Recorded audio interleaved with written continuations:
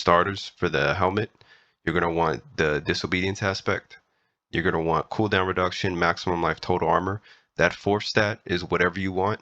I personally prefer intelligence, but you can get whatever you want. The reason why I chose intelligence is because on the Paragon board, there is a legendary node right here that it gives your crackling energy bonus damage per your 20 total intelligence you have. So I tried to stack up as much intelligence as possible. So that's the reason why I personally went with intelligence. But again, you can get whatever you want. Now, this one is going to be a little controversial, right? So initially, when I was farming, I was using this. And if you use this build, I definitely recommend farming with this. Now, my expectation was when I got to higher nightmare dungeons that this would start to fall off and that I would have to use something like this, right? But the opposite actually ended up happening. I actually had way more fun using this, and for the most part, I had no problem getting through nightmare dungeons, like tiers 90 and above.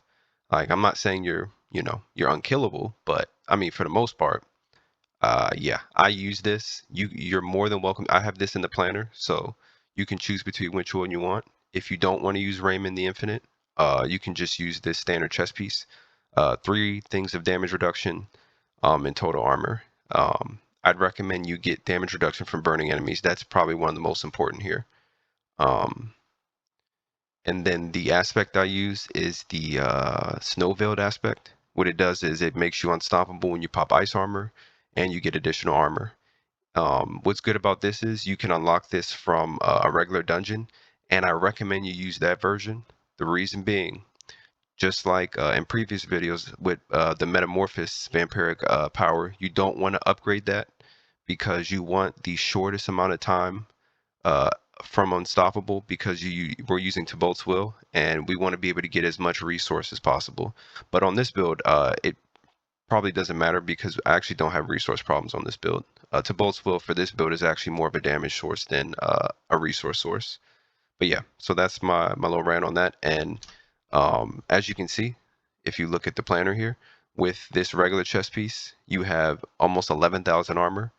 And then even with Raymond the Infinite, you can still get 9,000 armor. So I know you're probably thinking you're going to be really squishy, but I'm telling you, and you'll see in the gameplay, I recommend using Raymond the Infinite. It's just way more fun. So yeah. On the arms, you're going to get the accelerating aspect. You're going to want crit chance, attack speed, lucky hit chance, and 4 ranks of chain lightning. For the legs, you're going to want Tibolt's Will. If you don't have Tibolt's Will, obviously just go the same exact thing as the chest piece here. 3 things of damage reduction and total armor. That's all you want. And I'll make sure when I post this video that there'll be the extra one just so you can see what to put there. For the boots, we're going with Flicker Step. Now, the reason why we're going with Flicker Step, and I'm going to show in the gameplay, we're able to have 100% uptime of our ultimate. You can go with Esu's Heirloom, and that's why I put that here. It's your choice. But me personally, I'm fine with my crit chance because this boosts your crit chance. That's the main reason why people like it, and you get the extra movement speed when you evade. But on just regular Flicker Step, we have what? We have a 42% crit chance, assuming you get the max rolls on crit chance. And then Vampiric Power is the one we're using is Sanguine Brace, which gives us 8% crit chance when we're fortified. And so this can go up to like 50%. And I'm happy. Anything in the high 40s and low 50s, I'm happy with in terms of crit chance. So again, totally up to you. I'll talk about when you should use this, but for the most part, I just stick to Flicker Step. Until you get Flicker Step, because you do need to fight Duriel to get this. I just use Ghost Walkers on some regular boots. Make sure you have the 3 maximum evade charges, get movement speed. I like intelligence in all stats and mana cost reduction. On the wand, you're gonna want all stats, intelligence, and then any 2 stats of damage. I prefer core and crit. If you don't like those, you can get whatever you want. And then we're using the unbroken tether aspect, and this just makes it so chain lightning bounces an additional 4 times. On the amulet, I'm using the storm swell aspect. The 4 stats you're going to want are movement speed, total armor, mana cost reduction, And you're gonna I personally think you should go 3 ranks of glass cannon passive. For those who don't know, the glass cannon passive, you do more damage, but you take more damage. And I'm telling you, for the most part, you're fine in high tier dungeons. Like it doesn't matter. I can do 90s for the most part pretty comfortably. I'm not saying you won't, you maybe not die every now and then, but for the most part, I feel fine in those kind of dungeons. On this totem here, you're gonna want cooldown reduction, crit strike chance, lucky hit chance, and mana cost reduction. If you can't get all these stats, the two that I think you should focus on are crit strike chance and mana cost reduction. Um, the lucky hit and the cooldown, they're not mandatory. You can just get whatever you can get. The reason why you want the mana cost reduction and you will also want mana cost reduction on the amulet is because this legendary node right here, um, this mana cost requirement is reduced by your mana cost reduction bonuses. I'm going to show you what happens when we remove this amulet. So when we remove the amulet and we remove the little totem here, look what happens. Now you have to spend 100 mana. So that's the reason why mana cost reduction is important. That's the reason why you want those there. And obviously crit chance you want for crit chance. So now we're going to go to skill tree. So we're going to put 2 points into Firebolt. And this is going to be our first enchantment. Essentially everything that we damage becomes burning. So for our second enchantment, we're going with Frozen Orb. Now, this perk right here makes it so that when Frozen Orb explodes, it makes enemies vulnerable, right? The reason why we don't pick this is because this right here is a dead stat. Now, what do I mean by that? With your enchantments, when you pick these little skills, they do get the benefit from those skills.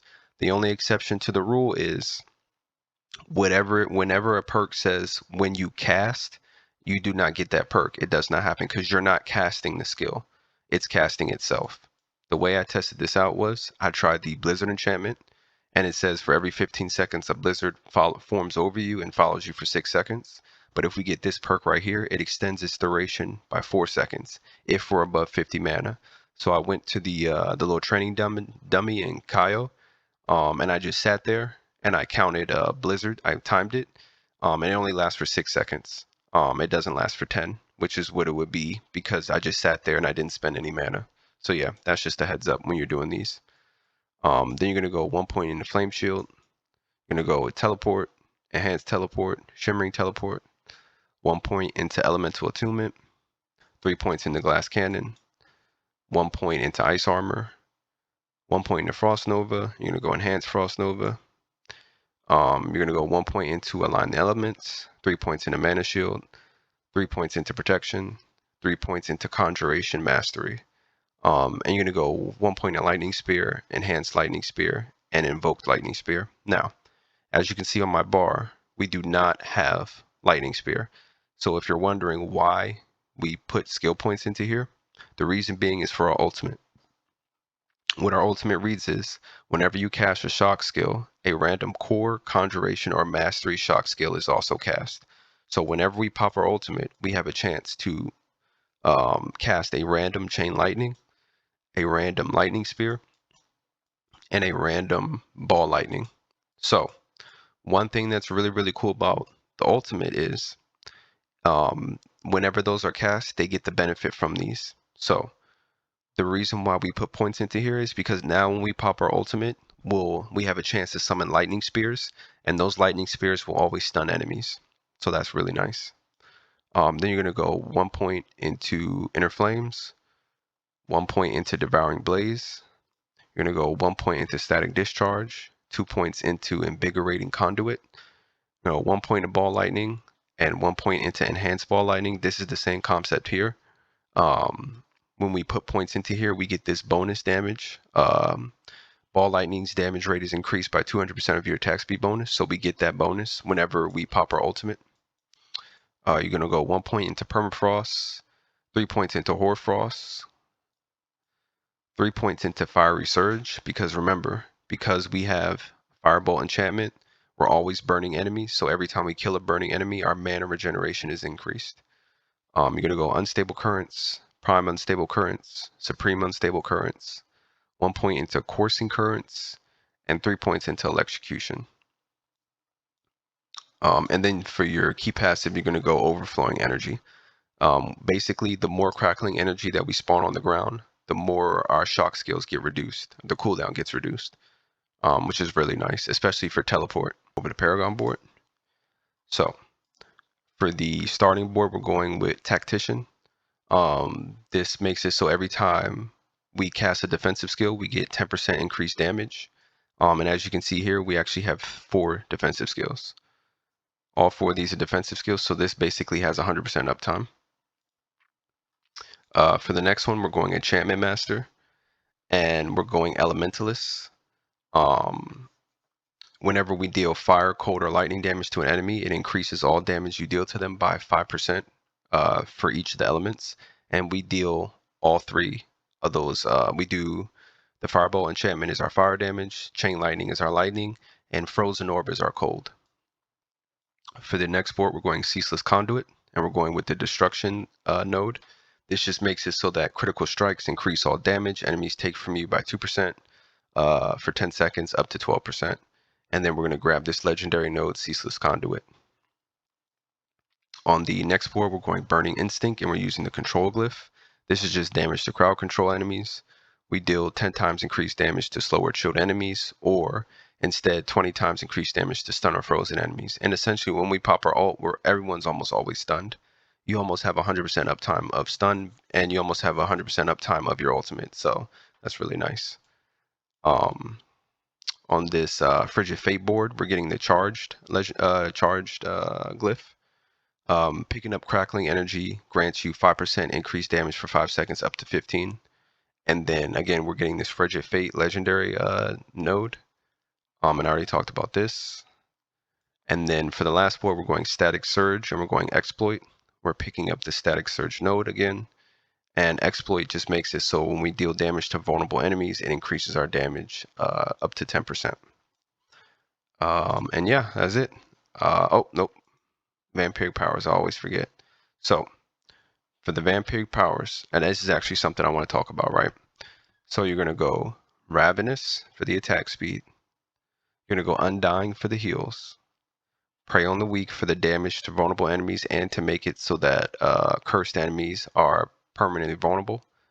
Metamorphosis for the Unstoppable.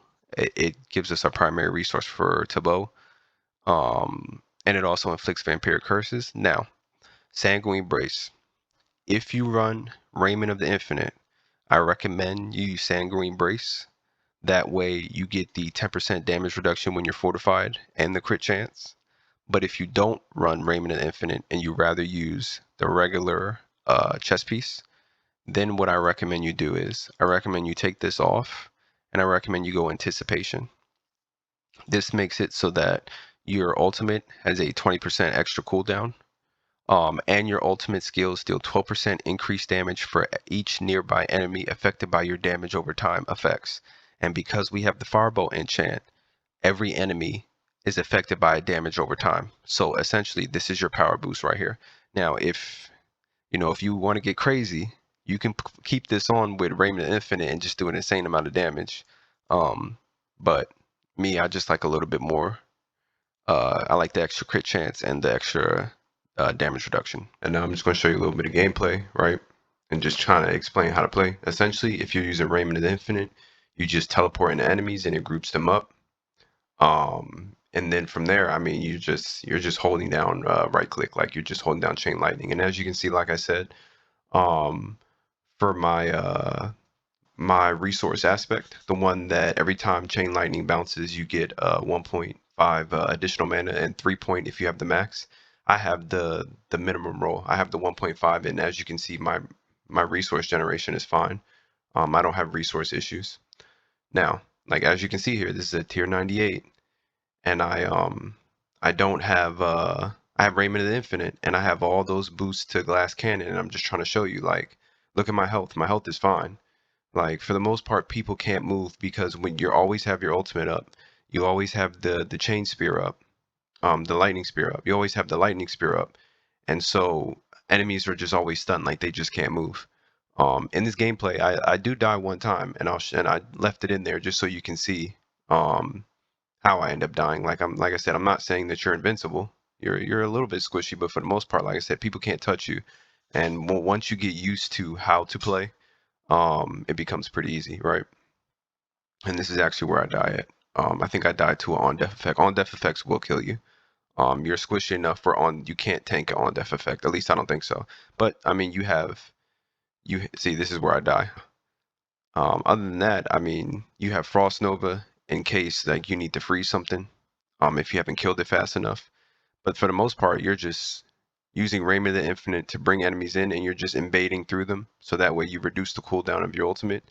And if you do it right, there are going to be times where you're even going to have your ultimate still going to be running, but it's already going to be up for you to cast again.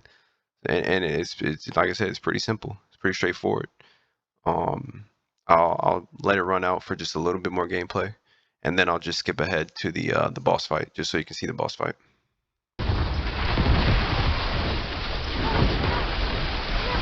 I need time to prepare that.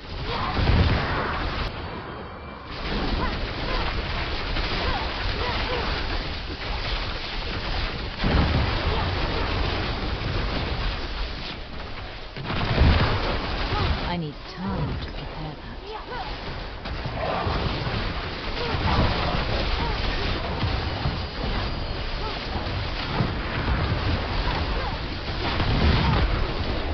I need time to prepare that.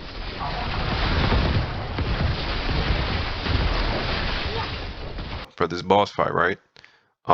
What I recommend you probably should do is you should probably put on the Asu boots so you get the extra crit chance and you'll get more damage and you also get more attack speed because of the movement speed buff. But I didn't switch to it here, and I just wanted to show you what the damage looks like without it. The damage is still pretty solid. Damage would be better if I wasn't going against Tomb Lord and if this didn't have the little bubble dome. Tomb Lord is the worst boss to fight in my opinion. But yeah, I mean the damage is solid. It's not bad. It's not great. It's not like ball lightning. Like you're not going to delete things, but you're able to do damage. You know what I mean? Um, yeah, I mean same concept here. Like you're going to pop your ult. If you don't kill them right away, for the most part, you can probably kill enemies in one ultimate.